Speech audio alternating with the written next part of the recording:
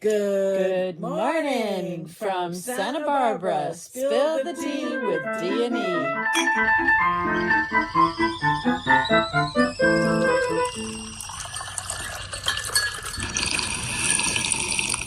Good morning. Morning. Have you ever tried pine needle tea for breakfast? No, but you're bringing a little bit of Christmas into the house. Yeah, it's very interesting. I had purchased it around Christmas time, and I gave it a little try because it has a slightly citrusy taste to it. It's very nice. Wintergreeny? Yeah. It's very nice. Yeah. I threw I got ginger, honey, lemon. All right, and I really need to add it. If I do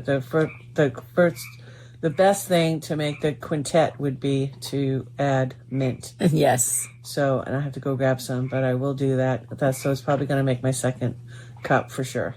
Well, when people had hard times finding food, pine needle tea was one of the things that they would drink because it's very good for you. Oh. They would also make stingy nettle porridge. There's all sorts of amazing foods that people used to eat when times were hard. Yeah. I mean, and now it's a delicacy. You got to pay extra. Exactly. It's true. So, you know that I do the showers of blessing on Friday. I've been doing it for over 5 years. Yes. And they are just breaking records month. And people aren't identifying the fact of how many younger people are really taking advantage of the services of the showers. Yes. And it's a lot of younger families and students. I mean, sadly, they're living out of their cars. Yeah, they're unhoused and they're living in their cars. So today, and you could see it. You could see the cars because you were looking at cars and little smaller vehicles just packed with everything in it. Yeah. So it's sad. Today we want to spill the tea on, in Santa Barbara, the hidden homelessness crisis. Families This has been going on. Like we talked about this 10 years ago on another sleeping in their cars radio show that we've been. I know students that maybe did it for a semester. A lot of times what they do is they overbook. They bring in these students, and the students don't realize that we have a housing crisis here in Santa Barbara. And you can't always find a place. Yeah, and if they're promised these rooms. And I remember one year particularly, I didn't know what happened at one of the dorms or something like this, got hit with mold. I don't know what the deal was, but I remember literally 400 or 500 kids were sleeping in the gym. Wow. Yeah, it was really bad. This is within the last decade or last 15 years at UCSB, they had a real shortage of housing. Wow. So, it's forcing these kids to have, we've got to sleep someplace. So what we want to just spill the tea on today is, I'm going to give a short list, homeless or unhoused families in Santa Barbara County, children experiencing homelessness, and why many homeless families don't look homeless. What is it about sleeping in your car, housing affordability costs, and what we as a community can do to help. Right. So today's wonderful word is invisual bullseye. It has to do with when the problem exists all around, but it kind of remains unseen because people don't really notice it and don't really recognize it. Right. And I think that's why we want to spill the tea on this today. I'm glad we're going through this because this isn't something that we have not been aware of. We don't give it enough. We don't publicly give it enough attention. Yeah. In a problem-solving way. Yes. And a lot of people... You're going to see a lot more this summer. Yeah. More than ever. Yeah. Because the economy's hard. They have routine because our parks are getting visited at night. Yeah.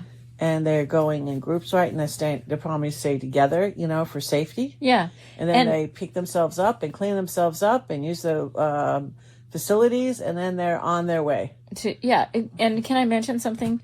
A lot of people imagine that if you are currently unhoused, you're like living under a bridge. But what people are actually experiencing doesn't quite fit that picture.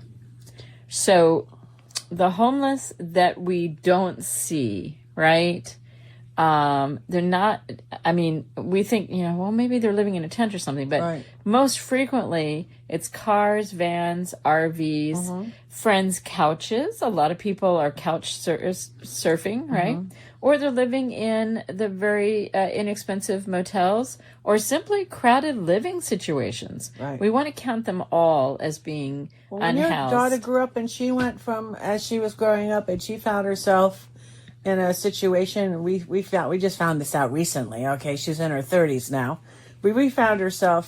She found herself where they were like renting the tabletop in the kitchen. Right, renting out space. They were just, scrubbing Together, pennies nickels, and quarters, dimes, right, quarters, yes. so they could afford the rent. Yes. So they were literally renting tabletops to sleep on. I mean, that's crazy. I mean, everybody was kicking in. I thought she was kidding. She was not. No. I'm not kidding. Yeah. So it's crazy. And so the reason why it isn't always visible, and then it's kind of hidden, and it's easy to ignore for those of us who are sleeping with a wonderful roof over our heads. Thank you to the Lord for providing. Yes. So Santa Barbara County has one of the most beautiful coastlines in America, but it also has some of the highest housing costs. And we've got teachers, medical assistants, restaurant workers, retail employees, caregivers, and many of the people who help keep our communities functioning are struggling to afford rent. See, this goes back to when I first got married and went to Hawaii, and the people that we spoke to that were our age, they all had 3 jobs. Yeah. They couldn't afford to live in Hawaii in the 80s. They had to have 3 jobs. Yeah. And that's what it's getting to. You can't make it on a job. Yeah. If you're highly educated, whatever, I mean, it takes 6 figures to live in Santa Barbara. Yeah. To bus tables, no. You'd have to, maybe 3 people in a studio. So you're noticing that our housing costs are rising faster than our wages. They have been for a decade. Yeah. And You don't want to force your kids to buddy up with people, but just living by yourself, if you don't set yourselves up as a parent to provide for your child, because it's just going to be never ending. That's why 80% of my friends, the kids came back. Yes.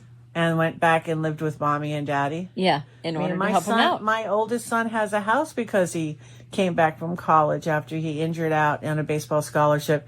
And he basically rented from his dad. And we agreed. Socked away some money? Yeah, socked away some money. And this was early. And it worked out great for him because after a few years, because his dad could afford it and we discussed it, he basically had a nice down payment because he just pocketed all that money and gave it to him for a down payment. That worked out really well. So it worked out. I'm not saying that that's going to fit everybody's plan, but it all depends what you want for your kids. I mean, I want my kids to be successful. I want them to thrive. So and parents it's not need bad. to help them out. I don't have a problem either. I used to go to Europe when I was little. My mom was Multiple German. families live together. 3 generations. Yeah. In one house. Yeah. It's very odd in America that we think we can do this nuclear family thing and not have multiple generations. I like compounds, but it's set up for more of a 3-story up. It's like a brownstone in New York. It's the only way I can explain it. Right. So who's on the bottom level? The youngest. The youngest are on the bottom level. Yeah. And then the middle family, and then the oldest are on the top. Grandfather, is on the top because they're the closest to heaven. That's how that works. So we want people to know that because housing costs are so high, people haven't failed if they can't find housing or they can't work it out. It's not because they failed. It's not because they didn't work, but the math just stopped working. Yeah. And what's happening to the children? You want to create stability. You want to create, you just want to have the kids not be embarrassed. You want to not be afraid.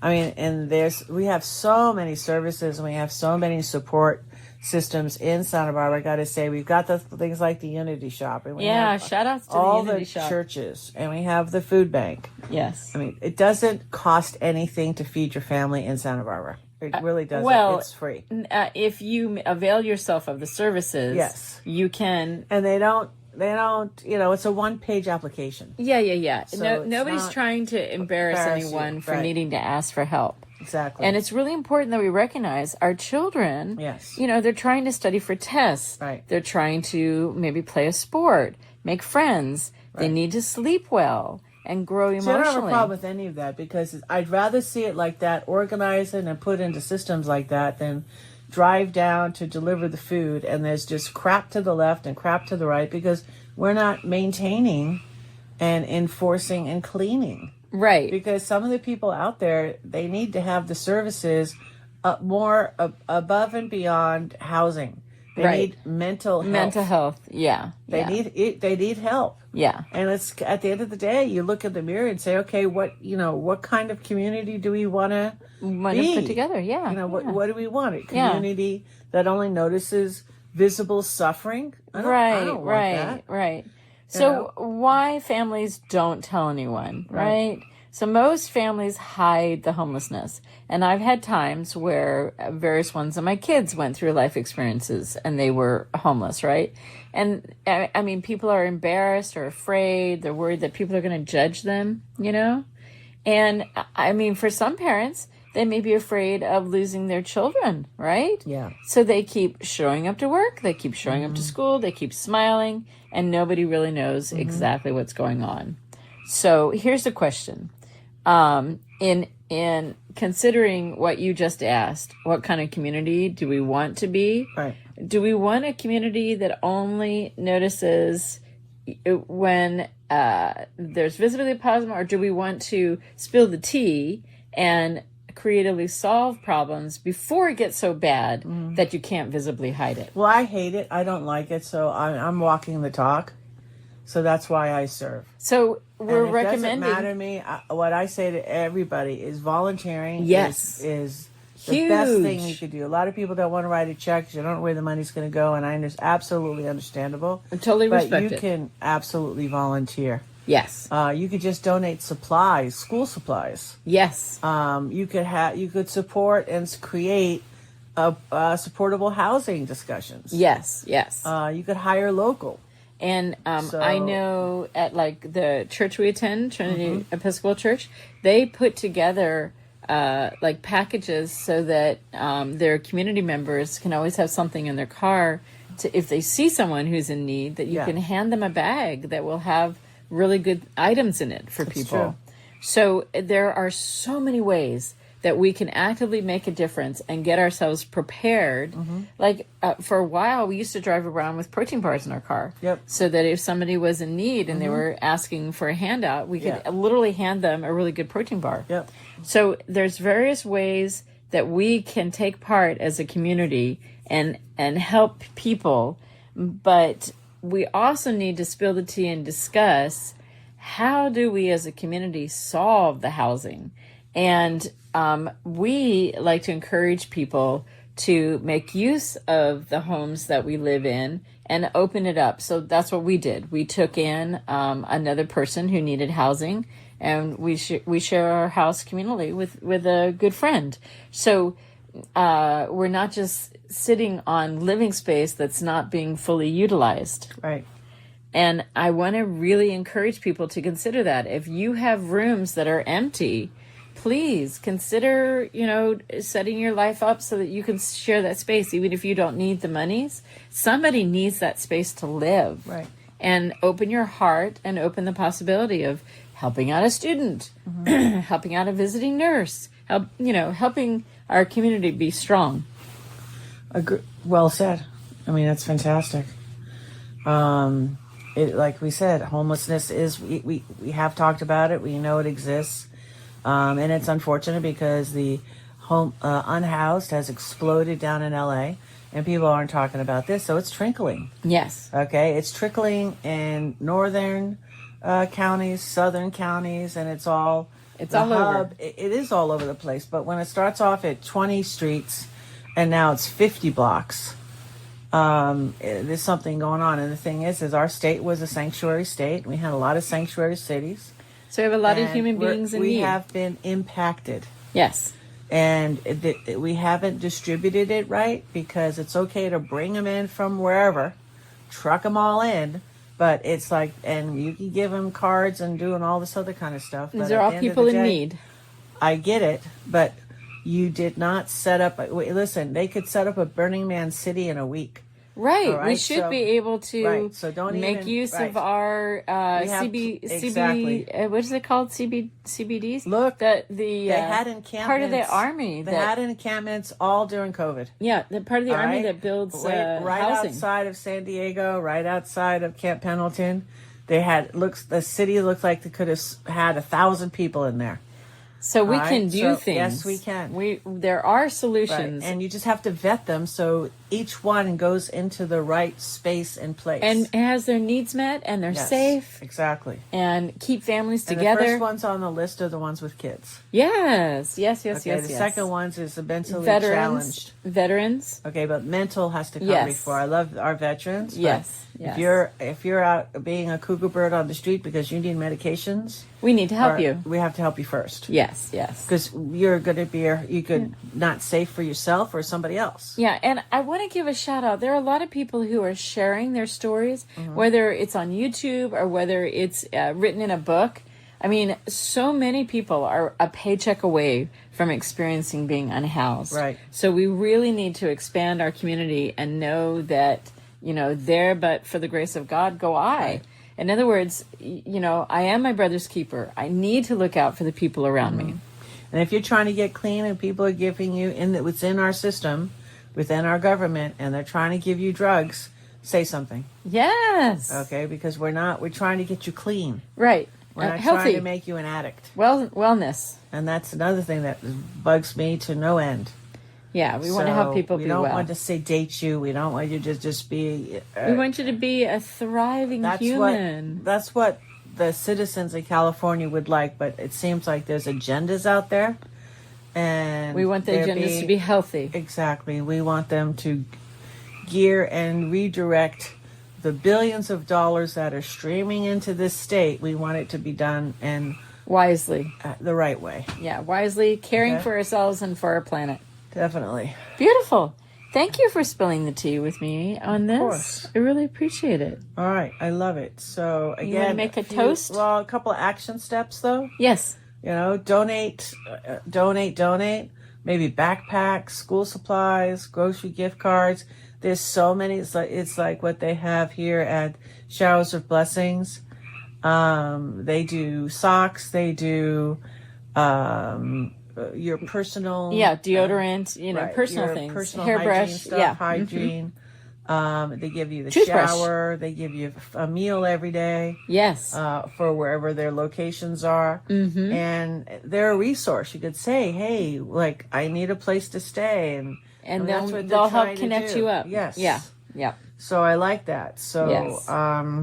And just talk to your kids at the same time. I mean, use this as a family discussion. Talk about empathy. Yes. Talk about caring. You don't look down on people because... No. Listen, I have been taken out already twice. Yes. Like heels to heaven. Did not know. It was just... Lost everything. It happens. Me too. It happens and you don't know it. And it's all good because it's all about learning and growing. That's why you chose. Yes. But you have to understand, but I never did that anyway. I mean, the homeless has always been in my heart. Yes. I grew up and had homeless people around me.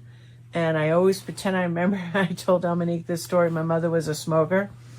And I used to always see the homeless people look around for butts on the ground, So I was like 5 years old and I took a carton of cigarettes and I broke them all in half. Oh, no. Oh, yeah. And I just was stuffing them in my pocket. And then my mom was smoking butts for like a week. She was just smoking like pieces. Because that's because I'm 5, right? But I remember when I was crossing the street, because I used to hide some in my pocket. So I used to throw them on the ground. Oh, so that people would find them. Yes. Oh, my God. Yeah. You're brilliant. Yeah, so I used to just throw a bunch of butts, like half cigarettes, on the ground. How thoughtful of you. I was very nice. Well, I didn't know because that's the size that they were smoking. Like, Yeah. people would smoke, and, there's a little leftover. Yes, yes. So they just throw it on the ground Yes, and step yes, on it. So yes. the homeless people would pick up the leftovers. So at least these are fresh. Right. Nobody else smoked them. I mean, Oh, no, yeah. But that's really kind. In other words, as a 5-year-old, you were Yeah. trying to participate Yeah, in the like and solution. my mom used to guard me and pull me away and everything. But we had to go to the bakery, which was this building, like it was pretty much a stone's throw from the railroad tracks, and that's where all the homeless people used to kick at. Yes, yes. So right at the train station, that's Yes. where the homeless people reside. So Well, Yeah. I want to give a shout out to my family. I mean, my grandparents always helped out people. I watched my parents always help out people. We frequently had people living with us that I knew were in a, housing shortage situation. And one of the reasons why we call people currently unhoused instead of homeless, they do have a home. Their home may currently be the address of planet Earth, but their housing situation is a little shifting because wages are not supporting our housing situation, or just simply there's lack of resources. Right. So it's a temporary thing. It's not a comment on your character. And we love you, and we want everyone supported, and we want everyone safe, and we would like everyone to have a safe, wonderful roof over their head. Yeah. I just want the future to be a little bit more compassionate. We need a better policy than we have right now. We need that policy that gets created. We need it to be enforced. We need it to be safe. And again, we need to focus on the kids. I mean, when I see kids, little ones, and I see them up against their car, and I see shopping carts around the car, I mean, It breaks our heart. well, I can't do anything right now, it's We're hard. working on winning the lottery. Yeah, wouldn't it be nice? So, anyway, raise your glass. Here we go. Raise your cup. Spilling the tea. Here's a toast. Okay. Thank you to everyone who shares ideas about how to support our community. I really appreciate you, and I appreciate the opportunity to act on those suggestions every day. Beautiful. Preventing homelessness is often easier than solving it afterwards. Yes. So that's what I want to toast to. Sometimes Hear, you hear. have the signals and you get the signs, and it just take a step forward and be that person, make a difference. Yes. Cheers, Dominique. Cheers. Awesome. If you like what we're doing and you would like to support us, best place to do that is sbwellness.org. ciao. Bye for now.